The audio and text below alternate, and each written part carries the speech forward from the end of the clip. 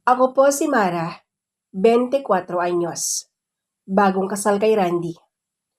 Mabait si Randy at responsable, pero madalas siyang wala sa bahay dahil sa trabaho niya bilang seaman. Naiwan akong mag-isa sa bahay nila kasama ang kanyang ama, si Mang Ernesto, 48 years old naman. Matikas pa rin at may tikas ng lalaking batak sa trabaho. Sa umpisa'y awkward ako, pero mabait naman si Mang Ernesto.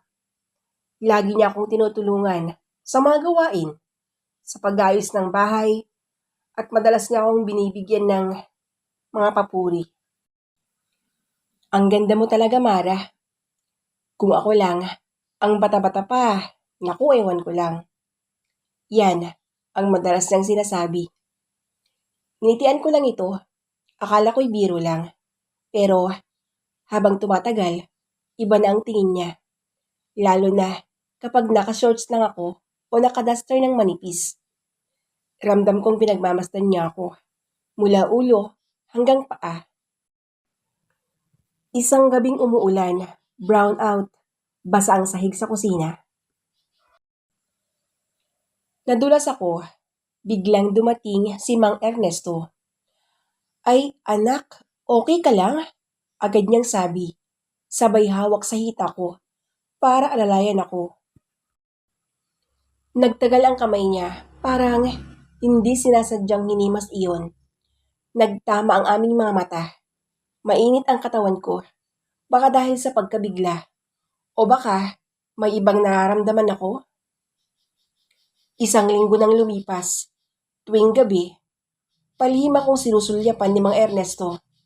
Minsan, nakita ko siyang nakatapis lang, kakagaling sa banyo. Tumibok ng mabilis ang puso ko. Hindi ko alam kung bakit, pero parang may bumubulong sa akin. Hanggang isang gabi, lasing si Mang Ernesto. Nasa sala ako at nanonood. Lumapit siya sa likuran ko. Naamoy ko ang alak at pabango niya. Dahan-dahan niyang hinawakan ang balikat ko. Mara, pwede ba kitang yakapin? Kahit isang beses lang. Hindi ako nakasagot. Di ako tumutol. Yakap lang naman, di ba? Pero nadama ko ang init ng tigas, ang pagnanasa. Hindi ko na napigilan. Hinila niya ako sa kwarto. Tumigil ako sandali. Mang Ernesto, tama na po. Pero huli na, bumigay na ako. Ginusto ko na rin. Habang nasa ibabaw ko siya, may halong hiya, takot, at libog. Umuungol kami sa gitna ng dilim. Walang makakaalam, bulong niya. Pagkatapos ng gabing yon, iniwasan ko siya. Pero gabi-gabi, hinahanap ko ang yakap, ang halik, ang init. Hanggang sa muli na naman kami nagkasala. Paulit-ulit habang si Randy ay nasa barko. Pero paano kung bumalik na siya? At paano kung ako'y buntis? Pagkalipas ng 8 buwan, dumating na si Randy mula barko. Excited siya sa pag-uwi. Pero gulat siya nang makita kong buntis na ng halos 6 na buwan. Mara, bakit parang lampas sa schedule ko yan? Ang tanong niya. Mahal, baka nagkamali lang ako ng bilang. Ang sagot ko. Hindi siya sigurado, pero nagpasa siyang tanggapin ako. Masaya siyang magiging ama, o iyon ang akala ko. Si Mang Ernesto, tahimik lang, pero alam naming pareho ang katotohanan. Siya ang ama ng batang dinadala ko. Tuwing lumalapit si Randy at hinahaplos ang tiyan ko, ramdam kong nagkakatinginan kami ni Mang Ernesto. Isang gabi, narinig ko silang mag-ama, nagiinuman. Tay, kung sakaling hindi ko anak ang ipinagbubuntis ni Mara, itatapon ko silang dalawa kahit buntis pa siya. Kinilabutan ako.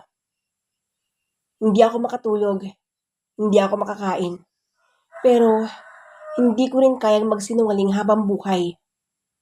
Isang araw, habang tulog ako, palihim pala akong dinala ni Randy sa klinika para sa DNA test. Kumuha siya ng sample habang nasa ospital kami para sa routine check-up. Lumipas ang ilang araw, pag-uwi niya, sumabog ang galit niya. Hindi ako ang ama. Tay! Napamura siya. Umiyak ako. Randy, sorry. Nabitin ako. Ikaw ang laging wala.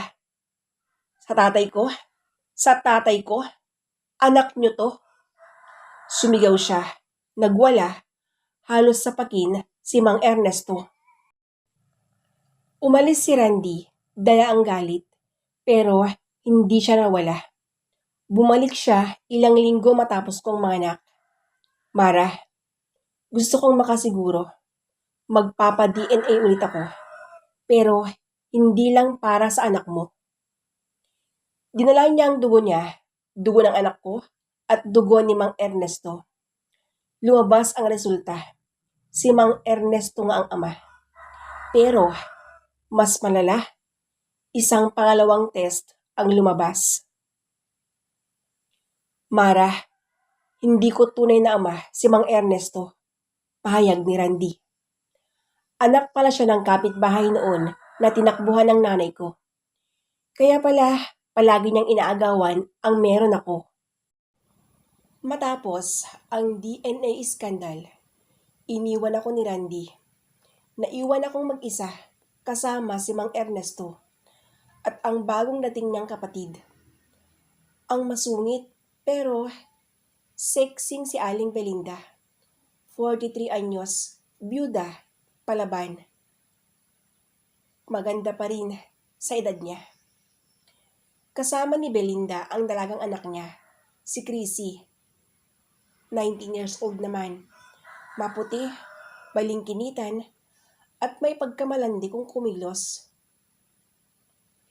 Hindi ko alam kung paranoia lang, pero nahuli ko minsan si Chrissy na nakatingin sa dibdib ko habang nagpapadede ako sa anak ko. Nahuli ko rin si Mang Ernesto, nagigipagbiruan kay Chrissy. Sabay silang nagtatawanan. Minsan pa'y nagkakaharutan pa sa hita. Pero ang mas nakakakilabot, si Belinda. Iba rin ang tingin sa akin. Tuwing nagbibihis ako, nakatayo siya sa pinto. Tahimik lang, nakangisi. Ang swerte mo naman, Mara. Pinag-aagawan ka ng mag-ama. Baka pati kami ng anak ko, madamay na rin, sabi ni Belinda habang titig na titig sa katawan ko. Isang gabi, habang natutulog si Mang Ernesto, lumapit sa kwarto ko si Chrissy. Nakanaitis lang siya, walang bra, halatang lasing. Tita Mara, ang ganda mo talaga. Alam mo bang crush ka ng mama ko? Saka ng lolo ko? Saka ako rin. Lumapit siya, hinalikan ang balikat ko. Napatayo ako. Chrissy, umalis ka nga. Pero huli na. Inabot niya ang dede ko habang natutulog ang baby ko sa tabi. Sa gitna ng dilim, sa gitna ng katahimikan, nadala ako.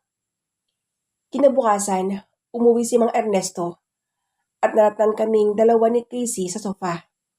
Parehong nakatapis lang. Tumawa lang si Chrissy. Lolo, nagseselos ka ba?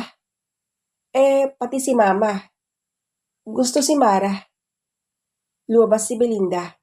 May hawak na alak. Sabay sabing, kung hindi mo kayang paligayahin si Mara, kami na lang. 3 kami. Nagkaroon kami ng lihim na ugnayan. Isang kakaibang relasyon, hindi ko inaisip na papasukin. Isang gabi, si Chrissy ang kasama ko. Kinabukasan, si Belinda.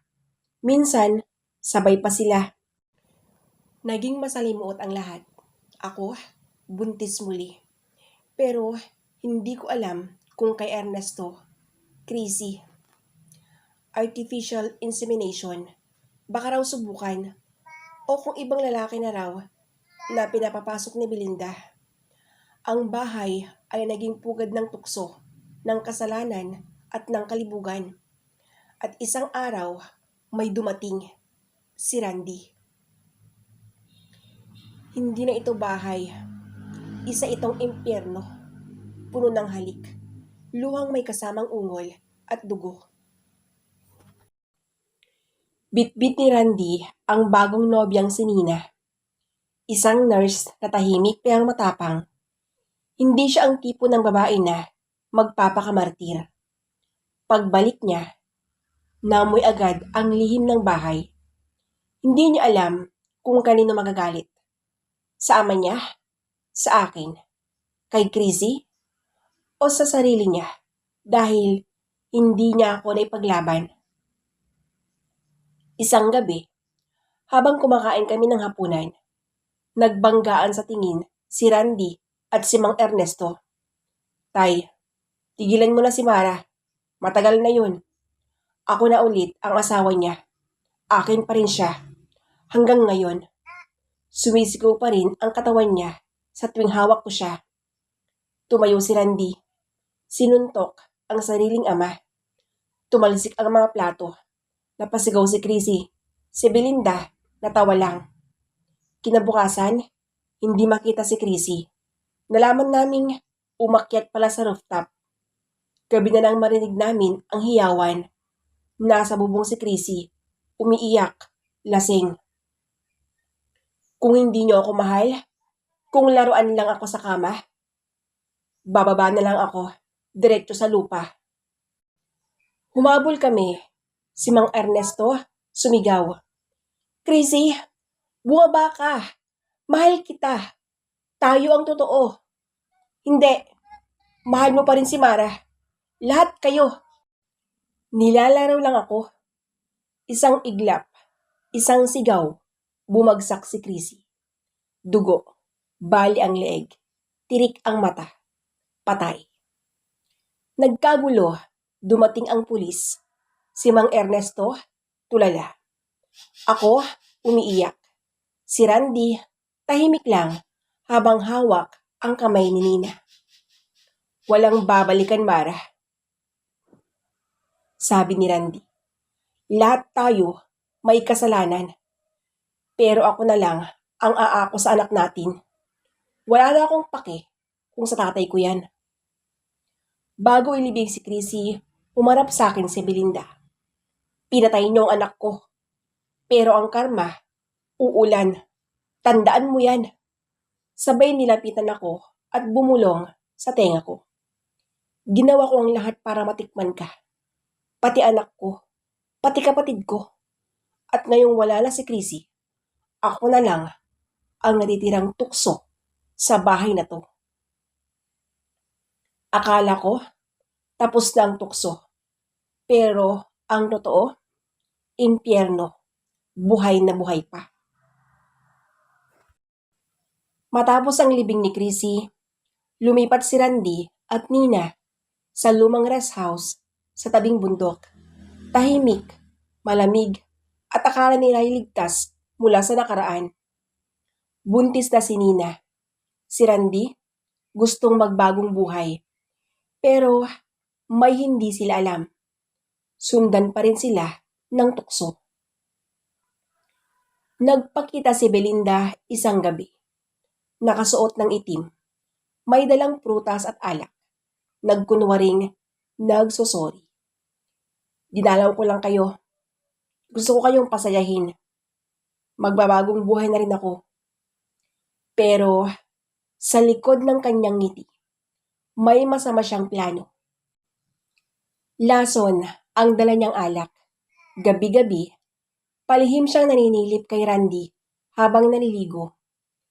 Tuwing natutulog si Nina, pinapasok niya ang banyo. Hanggang sa isang gabi, naliligo si Randy sa bathtub. Dumating si Belinda, hubot-hubad. Kung ayaw mo magalit ako, tumikim ka na lang. Isa lang, huling beses. Nagpumiglas si Randy, pero bumigay rin. Isang mainit na gabi ng pagnanasa at pagtataksil ang nangyari. At sa kabilang kwarto, si Nina, gising, umiiyak at naririnig ang lahat. Kinabukasan, sinuka ni Nina ang dugo. Dinala siya sa ospital. May lason pala ang iniinom niyang gatas. Pinainom siya ni Belinda ng pampalaglag. Ayaw kong manganak ka nang bunga ng isang lalaking nilasap ko na. Sigaw ni Belinda habang may hawak na kutsilyo. Habang nagpapagaling, nagplano si Nina. Isang hating gabi, hinarap niya si Belinda. Iniharap niya ang positive DNA test. Naglaban si Nina at Belinda sa kusina. Nagkaagawan ng kutsilyo. Nahulog ang gas stove. Nagliyab ang buong bahay. Nagtakbuhan si Randy at mga kapitbahay. Pero sa huling sandali, narinig ang hiyaw ni Belinda. Ako ang tunay na reyna ng tukso. Hindi na siya nakita pang muli.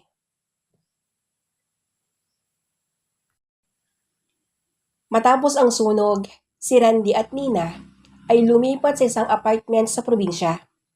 Tahimik ang buhay. Si Nina, buntis pa rin, pero mahina. Parang may iniindang kakaiba. Si Randy, unti-unting nababagot. Hanggang sa dumating ang bagong kapitbahay. Si Sari, 21 anyos. Talagang galing Maynila. Maputi, matangkad, singkit ang mata. Palangiti at preskong magsalita. Hi Kuya Randy, ako nga pala yung bagong tumira sa taas nyo. Kung may kailangan kayo, kumatok lang kayo sa pinto ko. Kahit anong oras, sabay kindat. Suot niya ay palaging maluwang na sando at walang bra. Madalas siyang nakashort na halos panty na lang ang kita. Tuwing umaga, sumasabay si Zari kay Randy sa gym. Tuwing gabi, nagpapakain ng lutong ulam. Minsan, habang nagayos si Randy ng gripo sa itaas, napadaan si Zari, nakatapis lang. Lalong lumamig si Nina. Pinag-initan siya ni Zari. Kunwaring mabait, pero ramdam ang tensyon. Isang araw, nahuli ni Nina si Randy sa rooftop. Magkayakap sila ni Zari. Napatakbo siya pababa. Nadulas, dinugo siya. Nasa ospital si Nina, buntis pa rin, pero mahina ang pulso. Isang gabi, habang natutulog si Nina sa ospital, pinuntahan siya ni Zari, dala ang juice. Pagod ka na, di ba? Pahinga ka na lang. Ako nang bahala kay Randy. Nilagyan ng pampatulog ang inumin. Pagbalik ni Zari sa apartment, nahuli siya ni Randy sa kama. Hubad siya, handa na. Kuya Randy, matagal na kitang gusto. Ngayon, akin ka na. Habang magkayakap silang dalawa, bumanggit si Zari ng isang pangalang ikinagulat ni Randy. Mahal kita, gaya ng pagmamahal ko kay Belinda. Napamulat si Randy. Paano mo siya kilala? Ang tanong nito. Tita ko siya. Ako ang anak ng kapatid niya. At ako ang susunod na magmamana ng apoy niya. Si Zari, 6 na buwang buntis, ay mas lalong naging selosa, maharot at mapusok. Hindi niya pinapayagang umalis si Randy ng mag-isa. Kahit buntis ako, Kuya Randy, sa akin ka lang huhugot ng lakas. Isang gabi, habang karga ni Randy ang kakaibang sanggol ni Zari, may kumatok sa pinto. Pagbukas niya, natulala. Maiksi ang buhok, mapang-akit ang tingin, mapula ang labi. May hawak na yosi at pabangong kilala niya. Si Mara. Hi Randy, na-miss mo ba ako? Mara, akala ko wala ka na. Akala mo lang yun. Ako ang simula ng apoy na to. Ako rin ang katapusan mo. Pilit iniiwasan ni Randy si Mara pero hindi niya kayang pigilan ang sarili. Tuwing naglalakad dito sa bahay, naka-night gown lang. Alam niya kung paano siya utuin. Naalala ni Randy ang gabing una siyang nadarang sa sarili niyang ama. Minsan, nagkita siya ni Zari na may lipstick sa leeg. Si Mara ba yan? Sigaw ni Zari. Wala na tayo. Zari, matagal na. Yung anak natin. Baka hindi ko anak yan. Hindi lang si Randy ang nilalandi ni Mara. Pinuntahan rin niya si Nina na ngayon ay bumabalik na sa dating anyo. Alam mo Nina, pareho tayong ginamit ni Randy. Pero ako ang nauna. Ako ang totoong asawa. Alam mo rin ba Mara, na anak ko ang anak mo? Nagkatinginan sila. Umuusok ang tensyon. At sa isang gabi ng kasinungalingan at alak, nagsalo sila sa kama. Sa loob ng lumang bahay ni Randy, magkakaharap ang 4 na babae. Zari, buntis, nanlalamig ang katawan, hawak ang anak. Nina, tahimik pero may hawak na baril.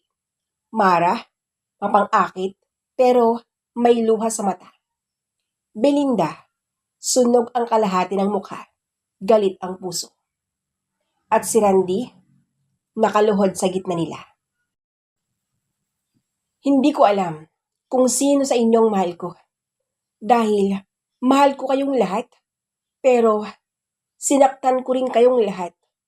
Tumayo si Nina. Hindi mo kailangang pumili, Randy.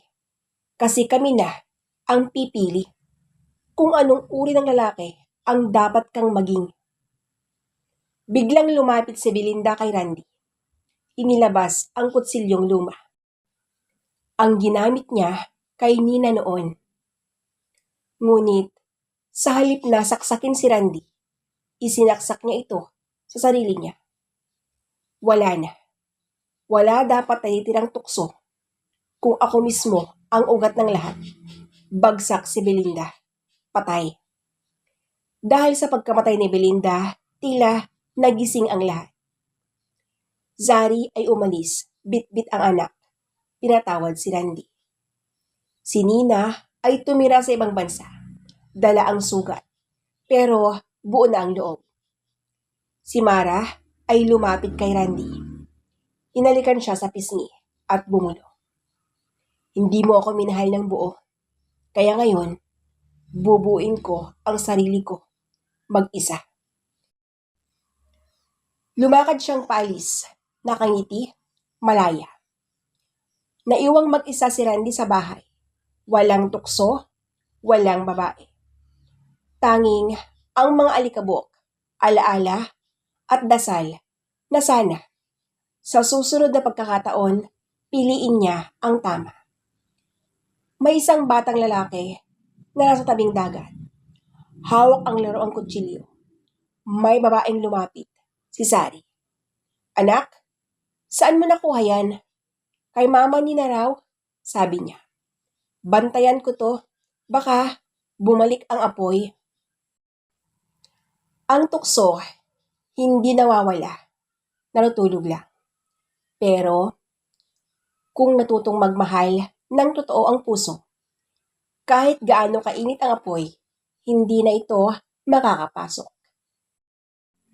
At dito na po nagtatapos ang kwento. Maraming salamat po sa pakikinig sa kwento ng buhay mula kay Marang Sobrang Kakaiba. At kung nagustuhan mo ang kwento ito, huwag mo pong kalimutan ang i-like, share, and subscribe. At syempre, huwag kakalimutang pindutin ang notification bell para palagi po kayong updated sa ating mga susunod na video. Maraming salamat po.